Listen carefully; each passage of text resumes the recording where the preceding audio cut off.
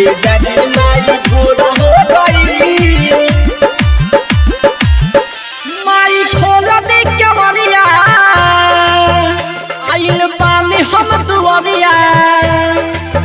हमारी खोल दे केवड़िया आइल बानी हम दुआरिया। किरण फूटल पूरा जोर हो गई।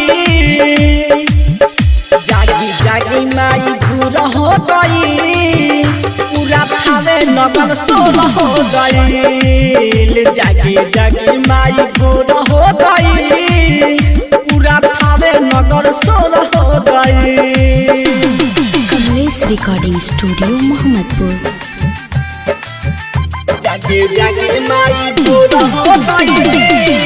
पूरा थावे नगर सोर हो गई। बनवा में नाचे लागल मुरवा मुरनिया। बगवा में कोयल बोले लागल। निंदिया में कौना बाड़ू माई मातल। बहिले बाड़ू ना जागल।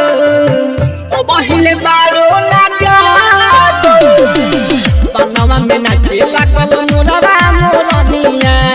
बाग में कोयल बोले लागल।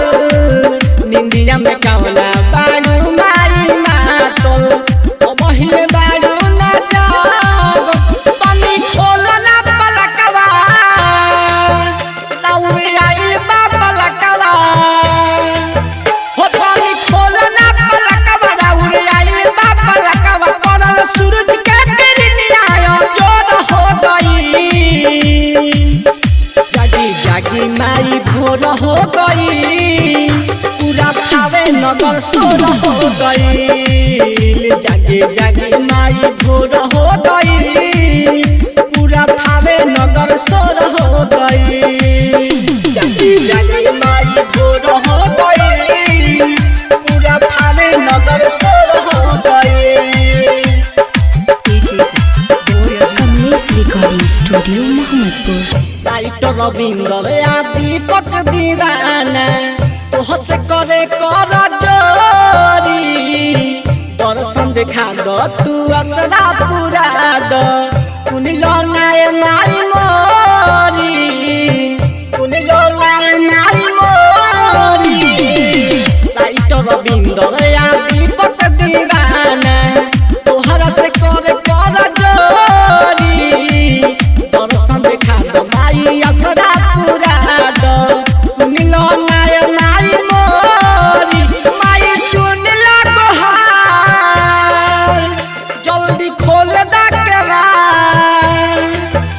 माई सुन ला गोहार जल्दी खोल दा केवार। तहरे चौकन के मनवा विभोर हो गई। जागी जागी माई भोर हो गई। पूरा थावे नगर सोर हो गई। जागी जागी माई भोर हो गई। पूरा थावे नगर सोर हो गई। माई खोल दे केवड़िया आइल बानी हम दुआरिया। किरण फूटल पूरा जोर हो गई। जागी जागी माई भोर हो गई। पूरा थावे नगर सोर हो गई। जागी जागी माई भोर हो गई। पूरा थावे नगर सोर हो गई।